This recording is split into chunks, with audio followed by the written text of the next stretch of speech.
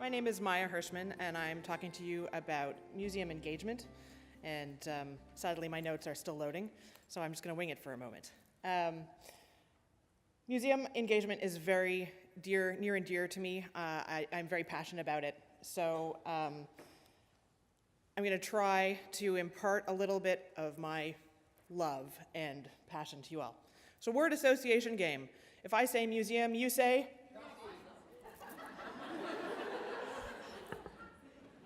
Give me more. All right. So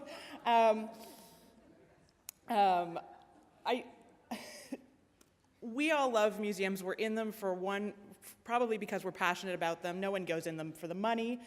So you're probably feeling maybe, you love it, but deep down inside you said dirty, dusty, irrelevant, elitist, How many of you remember your first visit to a museum when you were a kid? Show of hands. Awesome. I'm really impressed. Why do you remember it? Because it was awesome, right? So chances are there was an emotional experience that drives that feeling that you have, right? So for me, it was dinosaurs at the American Museum of Natural History. I'm originally from New York, so it had a big blue whale. It hung from the ceiling, and it had dinosaurs.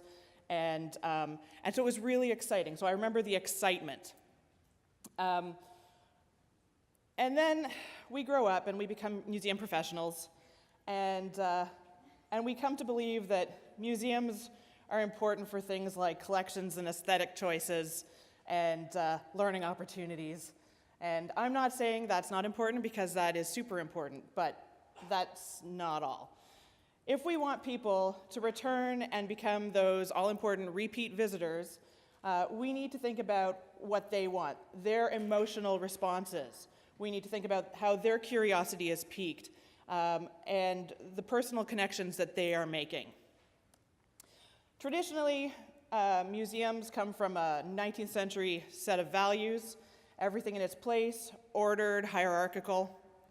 They were teachers to the general public, shining the warm glow of enlightenment upon the unwashed masses. And now we've spent the last 40 years desperately trying to overcome that imperial, largely racist legacy. And yet somehow, in spite of that, perceptions out beyond our walls still skew towards elitism, European culture, social hierarchies. What do visitors actually want? They want the same things that anyone wants when they go into a store or go to the bank. They want value for money. They want good quality products and customer service.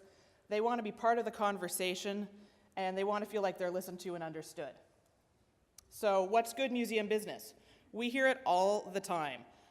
Museums need to become audience-centered, and that doesn't mean we lose control of the scholarship or content, but I know that strikes fear into the hearts of many.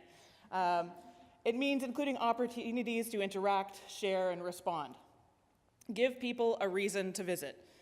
Changing exhibitions, innovative interpretation, and creative programming, they certainly help, but that's not the only thing. Excellent customer service, that's essential though. From the front steps to the security guards inside, visitors need to believe that we want them there, and aside from collection managers who probably don't, we have to help them get in a museum frame of mind. We have to think about our audiences, their needs, and their diversity. We have to create content that doesn't alienate or talk down, or assume, and this is really big, we must not assume that they share our worldview. My worldview is different from your worldview or yours, sorry. And we need to encourage people to enjoy themselves, invite them to enjoy themselves. There are simple ways we can do this. We can use color wisely. We can offer accessible tours, provide comfortable seating. Oh my God, how many museums do not have comfortable seating? I'm so excited. Passion, smile like you mean it when people come in. People are what make museums matter. If we want our museums to be engaging, we need to foster a culture of sharing and relationship building and respect at every level of the organization. Okay? Driving a museum to become audience-centered and relationship-based while maintaining scholarship and knowledge is not easy. But when the funds are tight, being good enough isn't It isn't. So I'm going to give you a final thought. I had to work this in somehow. I really love the Muppets. I self-identify as one. Here was this amazing cast of characters on the original Muppet Show, and they were wildly different from each other with diverse backgrounds and personalities, and they all pulled together to create this provocative, sometimes controversial, often profound, but always entertaining show.